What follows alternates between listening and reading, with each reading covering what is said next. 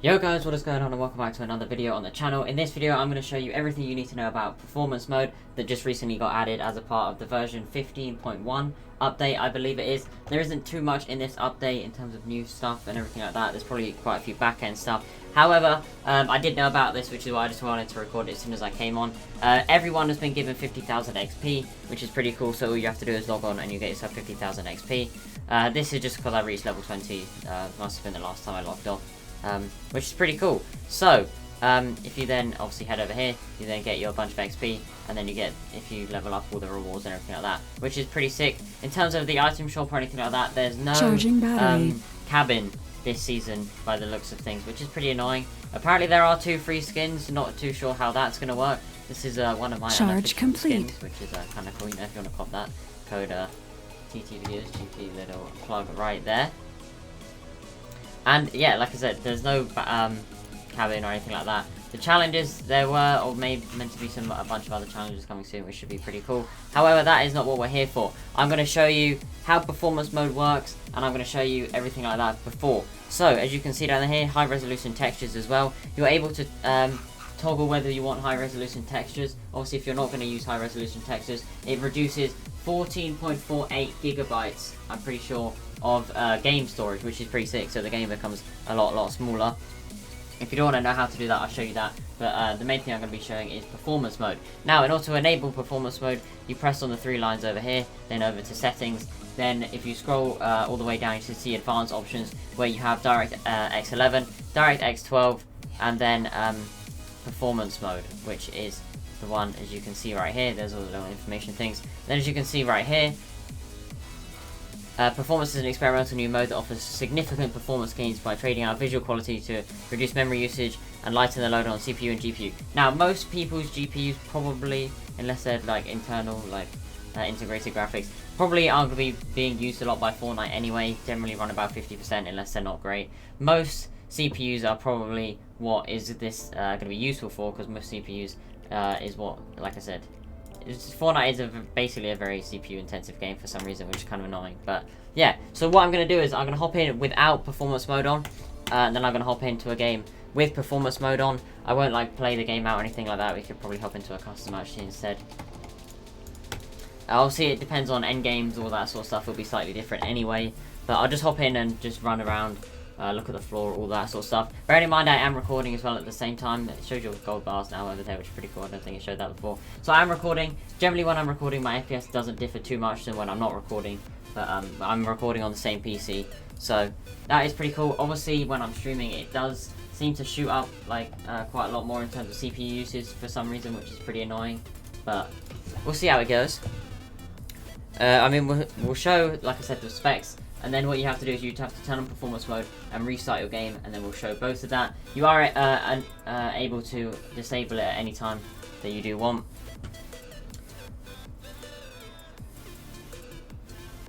So, we are now in a game. For some reason my ping just died, but as you can see, we're getting between 50 and 120 FPS in the lobby, which is not great. We then look at the floor or something, you know, we're getting like 130, 200. Probably average about 120. Obviously this isn't capped, this is as you can see from before, I've capped it at 240 FPS. So I mean, if we capped it lower, we might be able to get, like, we capped obviously 120, we should be able to hold about 120. I generally just leave it on more because it does actually seem to be smoother, even though we're not even getting that FPS. But that's what is in the lobby. Obviously we're in a custom game, so it's pretty much what it'll be like in the normal game as well.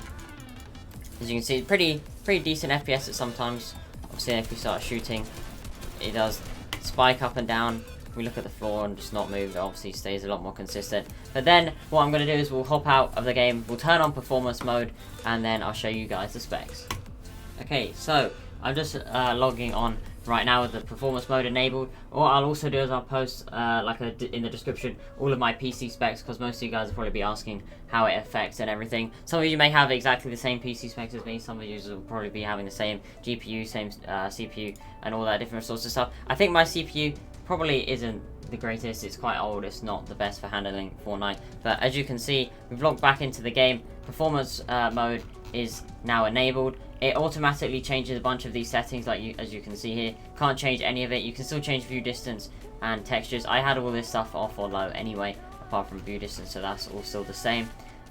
Brightness is about the same. I'm on windowed full screen. I'll test it in full screen and windowed as well for you guys. Generally, it seems to be about the same for me though anyway, which is why I generally leave it on windowed full screen just because it's easier if I'm going across to my other monitor or anything like that. It generally didn't really seem to affect it. For me personally, for some reason, I don't really know why, because it technically should. But that is, it's still running at 1080p by the looks of things. It said it did manage run at about 720p, so I'm not too sure how that's going to work. But what we'll do is we'll hop into a custom again, and then I'll show you the performance in game. Obviously, it doesn't look as good, but you know, let me know in the comments what you think of how it looks. Because ideally, obviously, if I'm going to be streaming or recording the game, you know, we still want the game to look good. But as long as it still looks decent, you know, not really have any reason to complain.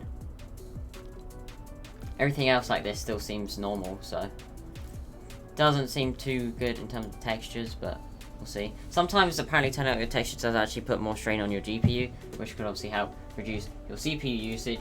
Obviously, I'm recording at the same time as well, so it'll be generally less performance than if you guys were just having the same PC specs as me. But yeah. Okay, so if we hop into a game, we can instantly see that the FPS is a lot better. Like, we're holding at least 140 FPS, peaking about 220 there. I think it's like it's not dropping below 100 at all. If we cap it at 144, we probably should be able to hold 144. Yeah, pretty much being able to hold 144. Which is pretty good. But again, like I said, for some reason, if I actually put my FPS up higher, it generally seems to get more. 360 is a bit crazy because it's a bit over the top. But even so, you see that 261 FPS. Like, having your FPS on unlimited sometimes does actually seem to help for some reason, because it tries to get more. In terms of the game, though, it doesn't look the best. It looks like you're playing on mobile. Which isn't... I mean, it's not too bad, to be fair. Like, I think it's just 720p. I mean, look at... The builds aren't great. Obviously, this is in alpha, though, so it's literally not even in beta. So, it's far from being, like, perfect.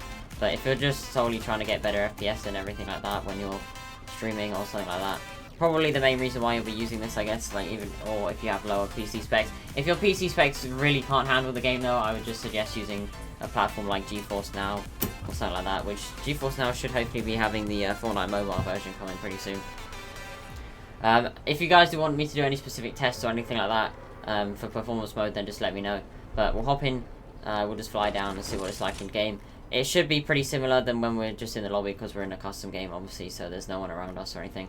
So this is like probably the best you can obviously get, because there's no other people running around. End games might obviously be completely different. It might boost performance at end games compared to normal, like by a lot more. But as you can see, we're generally getting about the same FPS as we were in the lobby, holding at least 100.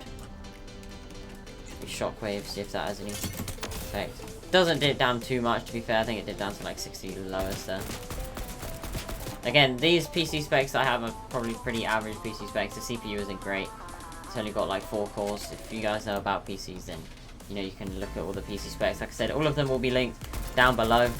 But I mean, I would highly recommend using this if your PC specs aren't great. I'll probably use this when I'm streaming and stuff. When I'm recording, probably won't use it as much, because I'd rather the game look good if I was, you know, recording the game. I mean, like in terms of the game, like it doesn't like. We just like spam the gun. You can see the FPS isn't too bad. Like, these guys are shooting a bunch now. I probably won't kill them just so you can see how many of them shoot at us at the same time. But you can see the FPS is still peaking about 100, even with like 3 people shooting at me. And then just run away. The FPS soon goes up by quite a lot. But then let them kill me. Like, even when you take too much, like all of these people shooting at you, still pretty good. If you get damaged, FPS doesn't seem to be too much. So in terms of improving your FPS, it does actually seem to improve it quite a lot. I'll link the website down below with all the information to do with performance mode. There are PC specs on there where they're like integrated graphics and everything like that. I think that's ideally what they're probably targeting, like really old graphics and everything like that can't really run the game completely. Apparently when you log into the game, if it registers your specs as being like really bad or just like quite old, then it will tell you to turn this mode on, which is pretty useful. So I think in terms of that, it's like whether you were getting like 20 FPS, you can now hold at least 60, which is obviously decent. In a way, it kind of turns a normal PC into a gaming PC. but not to the extent of something like GeForce Now, which is pretty cool, I guess, because it lets more people be able to play the game in a more smooth, better way. Obviously, the more FPS you have, the better you'll be able to play. Obviously, this is not on PS4, Nintendo Switch, mobile, anything like that. This is a PC-only feature and everything like that. So hopefully this video did help you out. If it did, don't forget to drop a like, subscribe. If you do have any questions, feel free to let me know, and I'll try and show off everything as much as I possibly can. But have an awesome rest of the day, guys, and I'll see you in the next one. Peace out.